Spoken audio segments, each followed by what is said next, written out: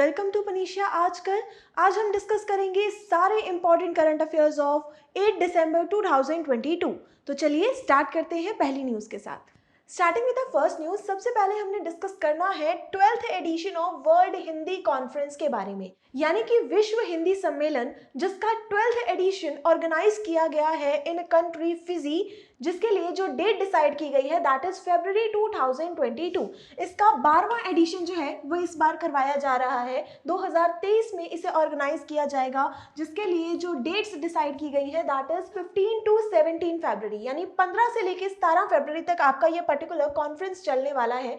जैसे कि नाम से ही क्लियर हो रहा है, विश्व हिंदी सम्मेलन, यानी कि हिंदी लैंग्वेज को प्रमोट करने के लिए पूरे वर्ल्ड लेवल पे जिस एक पर्टिकुलर कॉन्फ्रेंस को हर साल ऑर्गेनाइज करवाया जाता है, उसी के 12th एडिशन के बारे में हम डिस्कस कर रहे हैं। वर्ल्ड हिंदी कॉन्फ्रेंस के बारे में बात करें तो ये हिंदी को प्रमोट करने के लिए एक कॉन्फ्रेंस है, जिसका सबसे पहला एडिशन यानी फर्स्ट टाइम इस कॉन्फ्रेंस को करवाया गया था इन ईयर 1975। जिस टाइम यहाँ पर इंडिया में इंदिरा गांधी की सरकार थी, तो प्राइम मिनिस्टर इंदिरा गांधी ने नागपुर के इसके पहले सेशन को ऑर्गेनाइज करवाया था ऑन द डेट 10 जनवरी 1975। उसके बाद इसका जो 11th एडिशन है यानी कि लास्ट एडिशन, उसे ऑर्गेनाइज किया गया in year 2018 in country Mauritius. And after that अब इसका 12th एडिशन किया जा रहा है। कोविड-19 की वजह से बीच में कुछ एडिशंस नहीं किए गए, अब जाके डायरेक्टली इसका 12th एडिशन हो रहा है इन year 2023।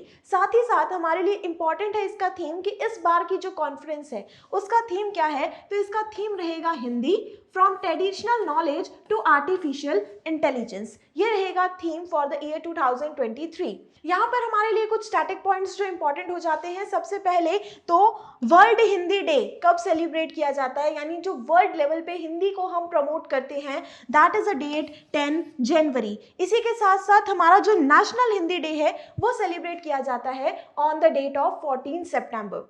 Moving on to next news, next हमने डिस्कस करना है मीराबाई चानू के बारे में। ये जो पर्सनालिटी है मीराबाई चानू, हर कोई इस नेम से इंट्रोड्यूस है। ये करती हैं वेट लिफ्टिंग, यानी वेट लिफ्टिंग स्पोर्ट्स के साथ ये एसोसिएटेड है, जिन्होंने अभी recently world weight lifting championship में जीत लिया है सिल्वर मेडल, जो कि इस पूरे चैंपियनशिप का है पहला medal for the country India.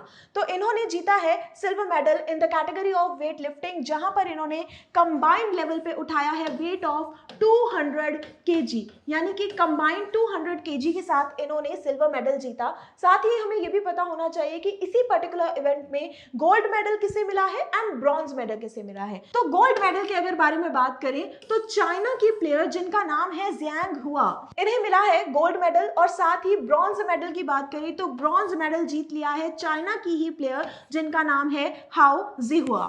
Mirabai Chanu ने अपने कंपटीटर को हराया, जिन्होंने कंबाइंडली पिक किया था 198 केजी, कंबाइंड 198 केजी पिक किया था, लेकिन मीराबाई चानू ने 200 केजीज को पिक करके अपने नाम सिल्वर मेडल किया। साथ ही हमें यह भी पता होना चाहिए कि जिन्होंने गोल्ड मेडल अपने नाम किया है, उन्होंने पिक किया है कंबाइंड वेट ऑफ 206 केजी, यानी कि गोल्ड मेडल लेने वाली प्लेयर ने पिक किया है 206 केजी इन कंबाइंड कैटेगरी। इस पर्टिकुलर टूर्नामेंट के बारे में अगर बात की जाए तो वेट लिफ्टिंग वर्ल्ड चैंपियनशिप, इसका एडिशन करवाया जा रहा है, जिसका वेन्यू है बोगोटा, कंबोडिया। ये पर्टिकुलर चैंपियनशिप स्टार्ट हुआ था 5 दिसंबर को, जो कि चलने वाला है till 16 December.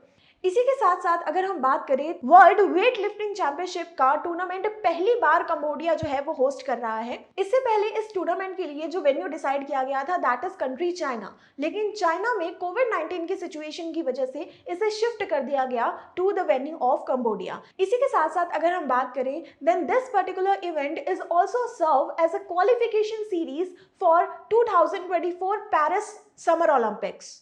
Moving on to next news, next हमने डिस्कस करना है न्यू अपॉइंटमेंट के बारे में, जो कि की गई है in a Maharatna company that is ONGC। ONGC की full form oil and natural gas corporation, जिसके नए चेयरमैन के तौर पे अपॉइंट किए गए हैं, जिनका नाम है अरुण कुमार सिंह। अरुण कुमार सिंह को अगले 3 साल के लिए अपॉइंट किया गया है as a chairman of ONGC। इसी के साथ अगर हम बात करें तो अरुण कुमार सिंह इससे पहले सर्व कर चुके हैं as a managing director of BPCL that is Bharat petroleum corporation limited. इससे पहले भी ये एक पब्लिक सेक्टर अंडरटेकिंग के एमडी के रूप में काम कर चुके हैं और अब इन्हें सेलेक्ट किया गया है as a chairperson after his retirement from BPCL. तो पहली बार ऐसा हुआ है कि किसी महारत्न कंपनी के चेयरमैन के रूप में जिन्हें अपॉइंट किया गया है, that is after his retirement के बाद पहली बार इन्हें अपॉइंट किया गया है। अरुण कुमार सिंह ने सर्व किया है for the BPCL from the year 2018 till September 2021 and September 2021 में आफ्टर हिज रिटायरमेंट वहां का एडिशनल चार्ज संभाल लिया है पर्सन जिनका नाम है रामकृष्ण गुप्ता ने। लेकिन अगर ओएनजीसी के बारे में बात की जाए तो ओएनजीसी के परमानेंट चेयरमैन की जो पोजीशन है वो खाली पड़ी थी from the time of April 2021। इतने लंबे समय से कोई भी इस पोजीशन पे परमानेंट बेसिस पे नहीं था, इतने समय से सिर्फ और इंटरिम चेयरमैन जो है वो अपॉइंट किए जा रहे थे। अब जाके इन्हें as a permanent chairman appoint किया गया है। ओएनजीसी के बारे में अगर बात की जाए तो ONGC is a public sector undertaking which comes under ministry of petroleum and natural gas, और ये जो पर्टिकुलर कॉर्पोरेशन है वो रिस्पॉन्सिबल है for 70% production of Indian crude oil. यानी कि इंडिया में देखा जाए तो oil as well as natural gas की ये सबसे बड़ी एक्सप्लोरर एंड प्रोड्यूसर कंपनी है। इसका एस्टैब्लिशमेंट किया गया था इन ईयर 1956 जिसका हेडक्वार्टर है इन न्यू दिल्ली। साथ ही साथ इसे महारत्न का जो स्टेटस है वो प्रोवाइड हुआ था in year 2010। Moving on to next news, next हमने डिस्कस करना है ग्लोबल अचीवर्स अवार्ड 2022 के बारे में, जिसका अनाउंसमेंट किया गया है बाय HBW न्यूज। HBW न्यूज के बारे में अगर बात करें, it's a international media platform which covers story as well as analysis of more than 30 countries. और इसी पर्टिकुलर मीडिया प्लेटफॉर्म के द्वारा हर साल डिक्लेयर किए जाते हैं ग्लोबल अचीवर्स अवार्ड, जिसकी 2022 की लिस्ट की तरफ अगर हम ध्यान दें तो अलग अलग फील्ड से अलग अलग पर्सन्स को ये अवार्ड दिया जाता है। यानी कि जो भी पर्सन अपने फील्ड में करेगा एक आउटस्टैंडिंग परफॉर्मेंस और वर्क करेगा for the development of the society, उसे इस अवार्ड से सम्मानित किया जाएगा। इसकी कोई एक पर्टिकुलर कैटेगरी नहीं है या कि कोई एक पर्टिकुलर क्राइटेरिया नहीं है, ये बहुत ही अलग अलग फील्ड के पर्सन्स को दिया जाता है। जैसे कि कुछ पर्सनालिटीज हमारे सामने हैं, जिसमें से जिस पर्सनालिटी को हम सबसे पहले पहचान लेंगे वो है हमारे सामने कैटरीना कैफ। यानी कि कैटरीना कैफ को मिला है global achiever award in the field of contribution in Bollywood. साथ ही अगर हम इनके बारे में बात करें तो इनका नाम है नंदन नीलेकनी, जो कि है co-founder as well as non executive chairman of Infosys, जिन्हें मिला है global achiever award in the category of IT industries. इसके अलावा ये जो पर्सनालिटी है हमारे सामने, इनका नाम है सेलिना गोम्स, जिन्हें मिला है ये award in the field of singing. इसी के साथ साथ ये जो पर्सनालिटी है हमारे सामने, इनका नाम है अनूप चौधरी और इन्हें मिला है global achiever award in a category of emerging political leader. इसके साथ साथ और भी बहुत सारे पर्सन्स हैं, अप्रॉक्स 30 से भी ज्यादा पर्सन्स हैं जिन्हें ग्लोबल अचीवर अवार्ड 2022 से सम्मानित किया गया है। जिनमें से एक नाम है डॉक्टर ममता मोहन सिंह, जिन्हें सेलेक्ट किया गया है as a best social activities for women as well as child development. इसके साथ साथ अगर बात करें आई एम सेफ, इसे सेलेक्ट किया गया है as a best women safety app. इसके अलावा मंजरी नारायण को सिलेक्ट किया गया है as a emerging artist of the year. Moving on to next news, next हमने डिस्कस करना है BCCI द्वारा निकाली गई एक लिस्ट के बारे में, जो कि है list about 100 most influential womens of the world. पूरे वर्ल्ड में जितनी भी इन्फ्लुएंशियल वुमेन्स होती हैं जिनका बहुत ही एक अच्छा इम्पैक्ट होता है सोसाइटी पे, उन सभी लेडीज को इस पर्टिकुलर लिस्ट में शामिल किया जाता है। और इस बार 2022 के लिए जो लिस्ट निकाली गई है उसमें है total 4 womens from the side of India. अगर BBC के बारे में बात करें, BBC की फुल फॉर्म होती है ब्रिटिश ब्रॉडकास्टिंग कॉर्पोरेशन, जो कि सेलेक्ट करती है womens from the different fields like politics, social activist, artist, Bollywood actors etcetera. और उन सभी लिस्ट में से हमारे सामने जिन 4 पर्सनालिटीज को सेलेक्ट किया गया है उनमें से एक है प्रियंका चोपड़ा। प्रियंका चोपड़ा को सिलेक्ट किया गया है एज अ सोशल एक्टिविस्ट। इसी के साथ साथ सेकंड नंबर पे जिस इंडियन वुमेन को सिलेक्ट किया गया है, इनका नाम है गीतांजलि श्री। गीतांजलि श्री बहुत ही फेमस पर्सनालिटी हैं। ये लगातार न्यूज में रही because of her achievement of achieving international Booker prize 2022। इन्होंने इंटरनेशनल बुकर प्राइज जीता था अपनी नॉवल जिसका नाम था टॉम्ब ऑफ सैंड के लिए। और इसके अलावा बहुत सारी इन्होंने शॉर्ट पोएम्स, नॉवेल्स लिखी हैं जिनका नाम है गीतांजलि श्री। इसके अलावा थर्ड नंबर पे जिस वुमेन को सिलेक्ट किया गया है, इनका नाम है श्रीषा बांदला, जो कि है एक Indian American astronautical engineer. And fourth number पे जिस पर्सनालिटी को सिलेक्ट किया गया है वो है एक सोशल वर्कर जिनका नाम है Sneha Jalwe, who is a founder of Yuva Shakti foundation. तो ये है वो 4 इंडियन पर्सनालिटीज जिन्हें सेलेक्ट किया गया है in a list of 100 most influential womens of the world. इसके साथ साथ और भी बहुत सारी पर्सनालिटीज हैं जिन्हें इस लिस्ट में शामिल किया गया है, जिनमें से अगर कुछ इंपॉर्टेंट के बारे में बात की जाए तो एक है यूरोपियन कमीशन की प्रेसिडेंट जिनका नाम है उर्सुला वॉन डेर लेयन। इसके अलावा जिन्हें सेलेक्ट किया गया है वो है बारबाडोस की प्राइम मिनिस्टर जिनका नाम है मिया मॉटल, एंड यूक्रेन की फर्स्ट लेडी जिनका नाम है ओलेना जेलेंस्का। यूक्रेन की फर्स्ट लेडी कौन है? ये है यूक्रेन के प्रेसिडेंट वोलोदिमिर जेलेंस्की की वाइफ, जिन्हें कहा जाता है फर्स्ट लेडी ऑफ यूक्रेन। तो इनका नाम भी शामिल है इस पर्टिकुलर 100 इन्फ्लुएंशियल वुमेन्स की लिस्ट में। इस बार 2022 की ये जो लिस्ट है ये है 10th सेशन ऑफ बीबीसी's लिस्ट। इसी के साथ साथ इसे अनाउंस किया गया है on the occasion of 90th anniversary of BBC world services. And पहली बार 2022 में ऐसा किया गया है कि जितने भी पर्सन सिलेक्ट किए गए हैं इनके लिए नॉमिनेशंस मांगे गए हैं फ्रॉम द प्रीवियस विनर्स, यानी कि जिन भी पर्सन्स का नाम पहले कभी इस लिस्ट में आया था उनसे नॉमिनेशंस मांगे गए हैं कि उनकी तरफ से कौन कौन से नेम्स रिकमेंडेड हैं for this particular list. Moving on to next news. Next हमने डिस्कस करना है Oxford dictionaries word of the year के बारे में। एंड ऑक्सफोर्ड डिक्शनरी की तरफ से वर्ड ऑफ द ईयर 2022 के रूप में जिसे सेलेक्ट किया गया है that is a word goblin mode. Goblin mode को सेलेक्ट किया गया है as a word of year 2022।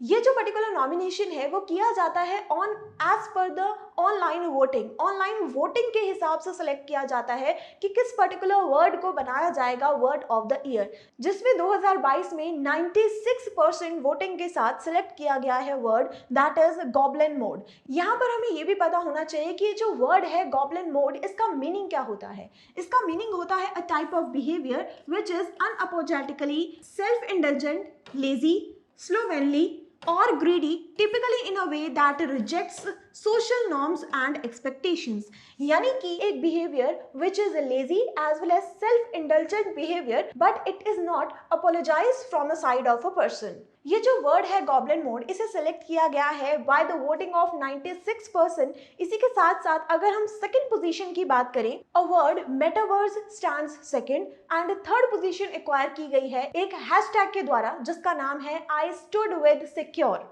इसी के साथ साथ एक word that is vax, VAX vax, इसे सेलेक्ट किया गया था Oxford word of the year 2021।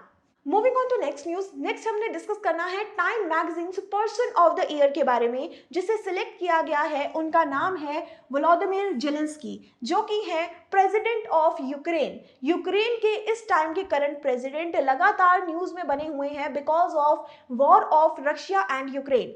Russia and Ukraine की वॉर के टाइम पे इन्होंने जिस तरीके से अपनी कंट्री को प्रोटेक्ट किया एज वेल एज अपनी कंट्री को लीड किया, उस पर्टिकुलर सारे सिनेरियो की वजह से इन्हें सेलेक्ट किया गया है person of the year by Times magazine. और साथ के साथ इन्हें एक और टाइटल दिया गया है that is spirit of Ukraine. Time magazine के द्वारा अगर और कुछ पर्टिकुलर पोजीशंस के बारे में बात की जाए तो टाइम मैगजीन की तरफ से time heroes of the year के रूप में जिसे सेलेक्ट किया गया है that is a women of Iran जिनका नाम है महाशा अमीनी।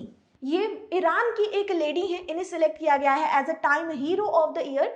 सेकेंड नंबर पे हम बात करें Times entertainer of the year, इन्हें सेलेक्ट किया गया है, ये साउथ कोरिया के एक पॉप स्टार है जिनका नाम है ब्लैक पिंक। इसके बाद इसी पर्टिकुलर टाइम मैगजीन की तरफ से एथलीट ऑफ द ईयर के रूप में सेलेक्ट किया गया है अमेरिका के बेसबॉल प्लेयर जिनका नाम है एरन जज, and icon of the year के रूप में सेलेक्ट किया गया है मलेशिया की एक्ट्रेस जिनका नाम है मिशेल यो।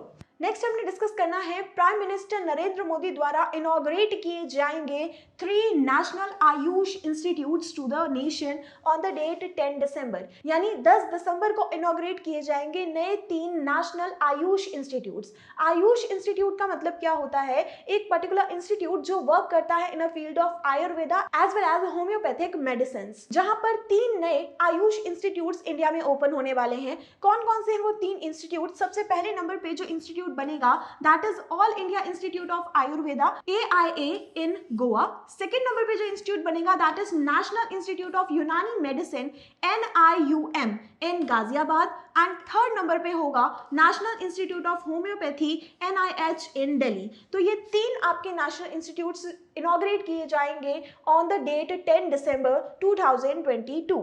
ये जो पर्टिकुलर अनाउंसमेंट की गई है वो की गई है हमारे इस टाइम के प्रेजेंट आयुष मिनिस्टर के द्वारा, जिनका नाम है सर्बानंद सोनोवाल, जिन्होंने अपनी पर्टिकुलर अनाउंसमेंट में ये चीज डिक्लेयर की है कि ये तीनों इंस्टीट्यूट्स डेडिकेट किए जाएंगे to the nation with the objective of development of Ayurveda in a country. It is expected कि इन पर्टिकुलर 3 इंस्टीट्यूट्स के बाद जितने भी स्टूडेंट्स आयुर्वेदा की फील्ड में UG, PG या फिर डिप्लोमा कोर्सेज करते थे उनके लिए एडिशनल 400 सीट्स अवेलेबल हो जाएंगी, यानी कि 400 और स्टूडेंट्स अपने कोर्सेज को अवेल कर पाएंगे। इसी के साथ साथ 550 से भी ज़्यादा बेड्स अवेलेबल हो जाएंगे फॉर द पेशेंट्स जिनका ट्रीटमेंट किया जाता है by the method of Ayurveda. In particular institutes का मोटिव यही है that development of traditional medicine system in India, जो पुराने तरीके से आयुर्वेदिक मैथड्स को प्रिवेल करते हुए मेडिकल फैसिलिटीज प्रोवाइड की जाती थी, उन्हें और ज्यादा डेवलप करने के लिए एंड फ्लरिश करने के लिए इन 3 इंस्टीट्यूट्स को एस्टैब्लिश किया जा रहा है। तो ये हमने देखे सारे important current affairs of 8 December 2022। I hope ये सेशन आपके लिए यूजफुल रहेगा। अगर आपको आज का सेशन अच्छा लगा please like this video, subscribe to our channel. हम मिलेंगे आपसे ऐसे ही इंपॉर्टेंट करंट अफेयर्स के साथ, तब तक के लिए थैंक यू। पनेशिया ट्यूटर लाया है एक एजुकेशन प्लेटफॉर्म जहां पर अलग अलग कोर्सेस जैसे कि IAS, PCS, UGC net, SSC और बैंकिंग एग्जाम्स के लिए ऑनलाइन और ऑफलाइन क्लासेस की सुविधा उपलब्ध है। Comprehensive coverage of all the subjects through quality video lectures है। एप्टीट्यूड का topic that is blood relation, uncles only daughter. He took the throne, तो जो थ्रोन पे एम्परर बैठते थे वो अपने साथ ले गए। Kohinoor diamond, the world famous Kohinoor diamond, वो भी मुगल ट्रेजरी से ले गए। फिर आया इकोनॉमिक प्रैग्मेटिज्म, यानी कि चाहे हमारे आपसे झगड़ा भी है तो भी हम आपसे व्यापार कर रहे हैं। जैसे चाइना है, हमारा झगड़ा होते हुए भी हम उससे व्यापार कर रहे हैं। PDF नोट्स और उनसे जुड़े हुए रिलेवेंट MCQs, साथ ही साथ comprehensive mock tests. So join Panasia Tutor for your successful and bright future.